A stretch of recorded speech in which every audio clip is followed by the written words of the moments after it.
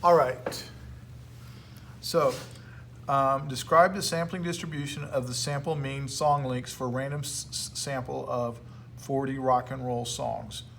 Well, they tell me the underlying sample is roughly, the underlying population is roughly symmetric. They don't tell me it's normal. However, the shape is going to be approximately normal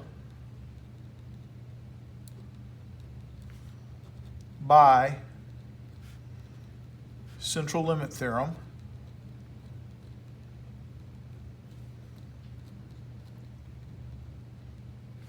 because the sample size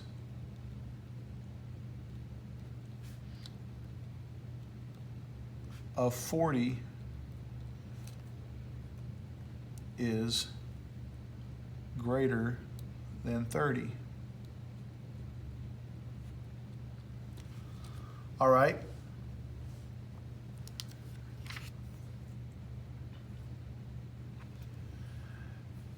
So the mean of the samples will equal that of the population, will equal the population mean of 3.9 minutes. The standard deviation, because we're working with central limit theorem, is going to be the standard deviation of the population divided by the square root of n, which in this case is going to be 1.1 divided by the square root of 40.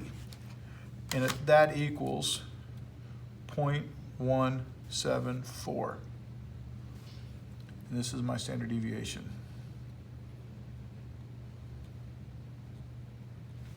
Okay. If the program manager schedules 80 minutes of news and advertisements for the 4 hour show, only 160 minutes are available for music. Approximately what is the probability that the total amount of time needed to play 40 randomly selected rock and roll songs exceeds the available airtime?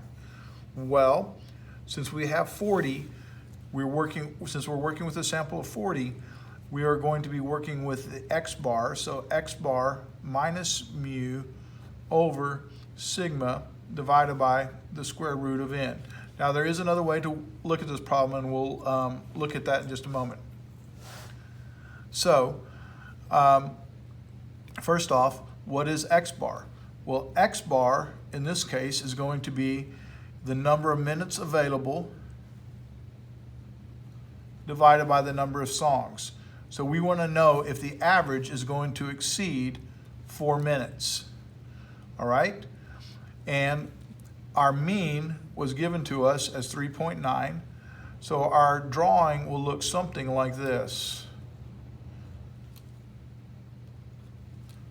Mean of 3.9.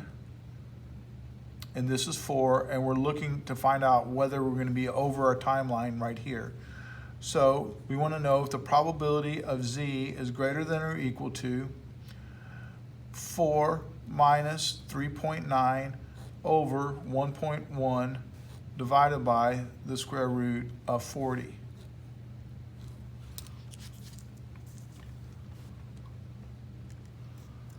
So, using the calculator, second vars, normal, CDF, my lower bound is 4, according to my shading. My upper bound will be infinity, so I'll fill that up with a bunch of 9s. My mean is 3.9, and my standard deviation is 1.1 divided by the square root of 40, so 40 to the half power. And I find out there's about a little over a 28% chance. So there's about a 28% chance of that happening. Now, some people go, hey, can I have worked straight with minutes? And they've done this a little bit differently. And the answer is yes. But before we do that, let's look at that standard deviation. So the standard deviation of x bar is equal to 1.1 divided by the square root of 40. So let's figure out what that is. So 1.1 divided by 40 caret 0.5. So that's 0.1739. So that was the standard deviation. That equals this right here. So the question is, what happens if I wanted to work with actual minutes? Well, if I did that, then I'm going to be working with, instead of averages, I'm going to be working with individual minutes. So Z equals X minus mu over sigma. Well, in this case, we know that the upper bound, or the lower bound, is 160. Because we have 160 minutes, that's all we have, and we want to know the probability we exceed that.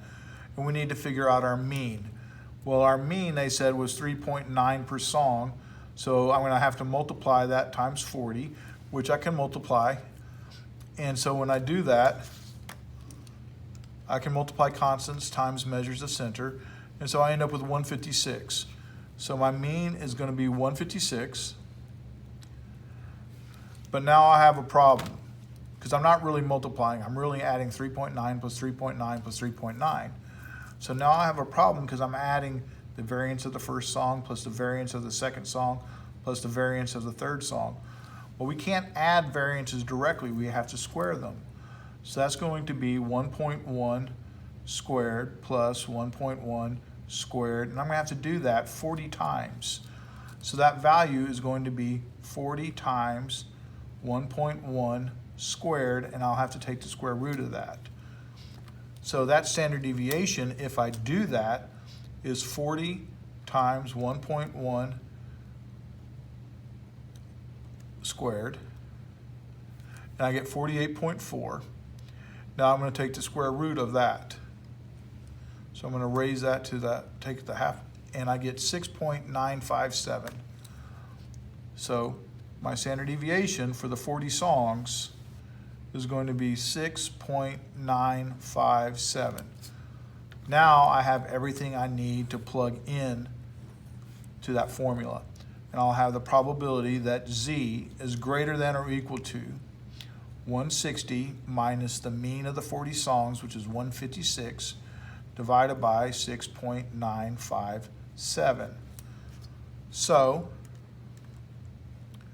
second vars, normal, CDF, lower bound is now going to be 160. My upper bound still infinity. My mean is 156.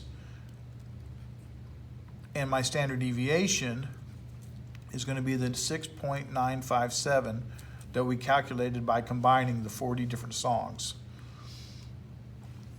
And I get the exact same answer as I would have, 0.2826. I just think the upper part, working with the averages, is easier than combining all the standard deviations, but both methods will give you the same response. Thank you.